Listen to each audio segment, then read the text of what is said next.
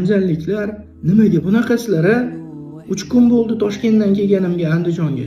Oilam bilan ko'chib kelgandim.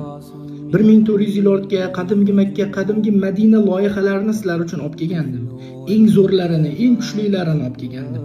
Barcha loyihani bir joyga joylashtirgandim. 2 kun oldin pulim qolmadi. Kartamni yecha olmadim. Taksiga chiqsam ham, aptekaga borsam ham, qayerga borsam ham tashab qo'ymaganlar ham andijonliklar.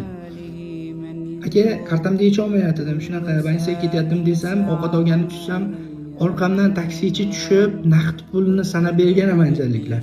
Aptekaga kirsam, qimmat narsani arzimagan pul narx aytgan ham andijonliklar. Shu insonlar loyiq emasmi? Hamma loyiha bir joyda Andijonda eng kuchlisi bo'lishiga. Andijon loyiq.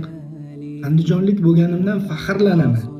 Aysizlar, bu loyihalar 1400 yil ortga qadimgi Makka, Madina, jonli Makka taoflar hammasi eng arzon narxda. Shahrimizga keladigan mehmonlarga Qirg'iziston, Qozog'iston, Tojikiston, boshqa viloyatlardan keladiganlar uchun ham arzon narx Andijonda hurmati. Va Andijonda imkoniyati yo'q, puli yo'q insonlarga bepul shu loyiha. Andijonliklarni go'zal xulqi va mehmondo'stligi, mehribonligi hurmati. Sizlarni yaxshi ko'raman.